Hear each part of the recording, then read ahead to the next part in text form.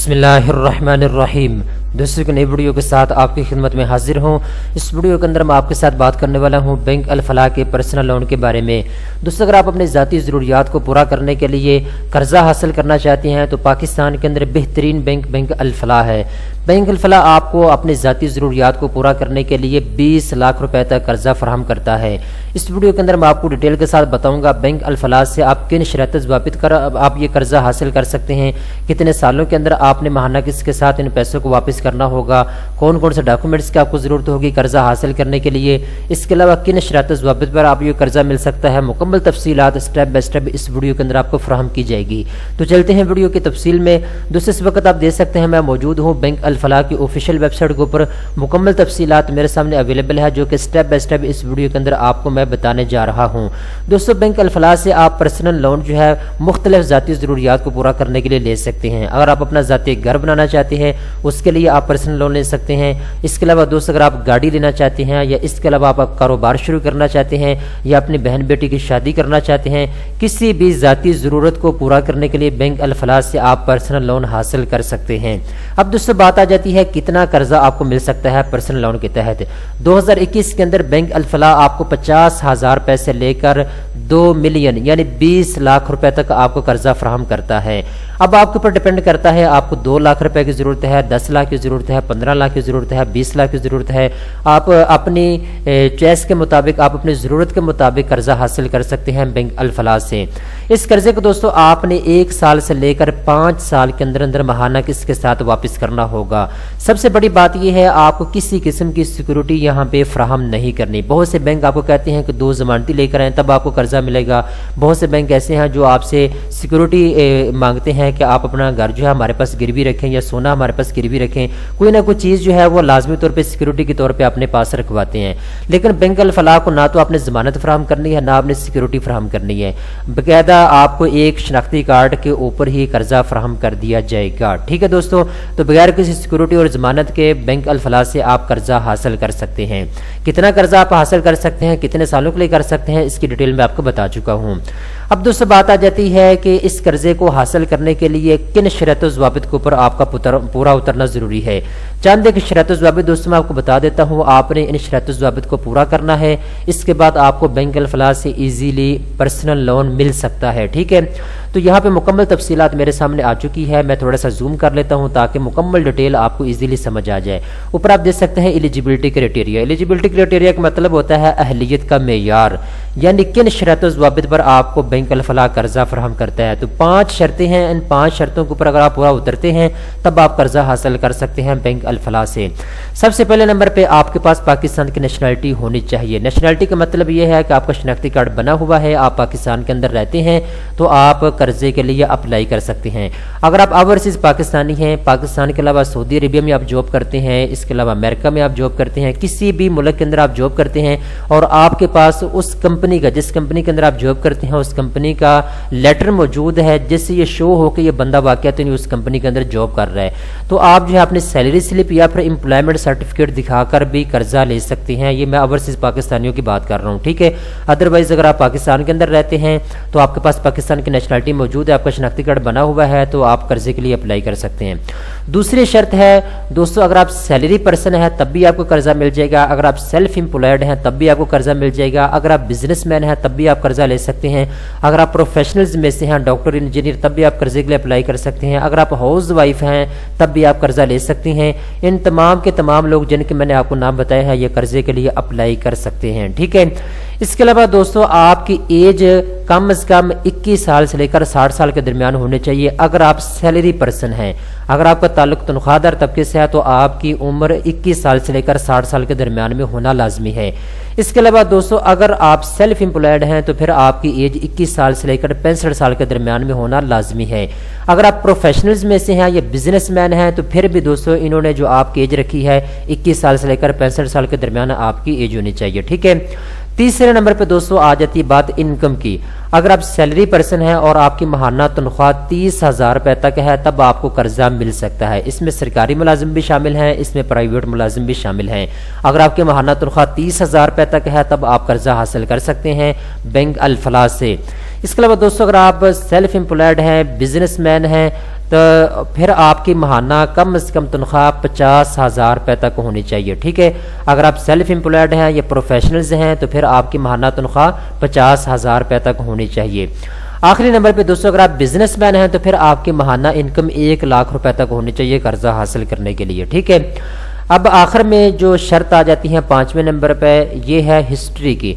अगर आपको 1 साल हो चुका है बिजनेस करते हुए तब आप कर्जा हासिल कर सकते हैं बैंक अल-फलाह से। अदरवाइज अगर आप सैलरी पर्सन हैं, प्राइवेट मुलाजिम है या सरकारी मुलाजिम है तो उसके लिए इन्होंने कोई शर्त नहीं रखी। अगर आपके पास 2 महीने का भी एम्प्लॉयमेंट है तो फिर भी आप कर्जे के लिए अप्लाई कर सकते हैं। अब दोस्तों बात आ जाती है कौन कौन सा डॉक्यूमेंट्स की आपको जरूरत होगी जब आपने कर्जे के लिए अप्लाई करना है। तो चंद एक डॉक्यूमेंट्स मैं आपको बता देता हूं जो कि इन्होंने अपनी वेबसाइट के ऊपर यहाँ पे मेंशन कर दिए हैं। तो डॉक्यूमेंट्स की तफसीलात जानने के लिए सबसे पहले नंबर पे आपने गूगल को ओपन करना है। यहाँ पे आपने लिखना है banksnews.pk। banksnews.pk लिखने के बाद आपने रिसर्च करना है, आपके सामने वेबसाइट आ जाएगी, आप अपनी स्क्रीन के ऊपर देख सकते हैं। आपने इस वेबसाइट को ओपन कर लेना है। जैसे आप इसको ओपन करेंगे ऊपर आपको रिसर्च बॉक्स नजर आ रहा है। ठीक है, यहाँ पे आप लिख सकते हैं बैंक अल-फलाह पर्सनल लोन। ठीक है, अल-फलाह पर्सनल लोन लिखेंगे तो सबसे पहले नंबर पे यहाँ पे आपको लिखा हुआ नजर आ जाएगा बैंक अल-फलाह पर्सनल लोन। ठीक है, आपने इसके ऊपर क्लिक करना होगा, मुकम्मल तफसीलात आपके सामने आ जाएगी। डिटेल के साथ यहाँ पे चीज़ें एक्सप्लेन की हुई हैं। अगर वीडियो के अंदर कुछ चीज़ रह भी जाती है तो वेबसाइट के ऊपर जो मैं आर्टिकल आपको लिख के देता हूँ इसके अंदर मुकम्मल तफसीलात मेंशन होती है। ठीक है, तो अब हम बात करते हैं डॉक्यूमेंट्स के बारे में। सबसे पहले नंबर पे आपको एप्लीकेशन फार्म की ज़रूरत होगी। एप्लीकेशन फार्म आपको बैंक अल-फलाह से मिल जाएगा, आपने उसको लेना है, उसको पुर करना है और उसके ऊपर अपने सिग्नेचर करने हैं, ये लाजमी होता है। इसके बाद CNS की कॉपी की आपको ज़रूरत होगी, शनाख्ती कार्ड की कॉपी आपने करवा लेनी है, ये आपके फार्म के साथ लगेगी। इसके बाद 6 महीने का बैंक स्टेटमेंट आपको चाहिए होगा।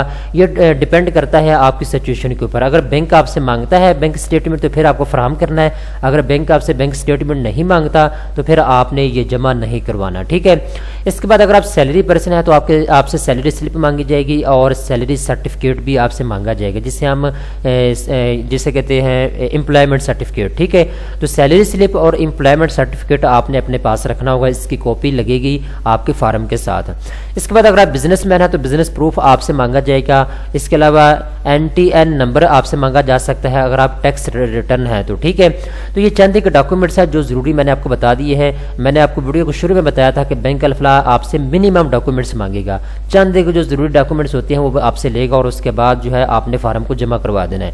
अब दोस्तों बात आती है कि आपकी महाना कितनी बनेगी अगर आप बैंक अल-फलाह से कर्जा लेंगे तो। ठीक है, अब यहाँ पे नीचे है तो यहाँ पे आपको लिखा हुआ नजर आ रहा है bank Alfalah personal loan scheme calculator 2021।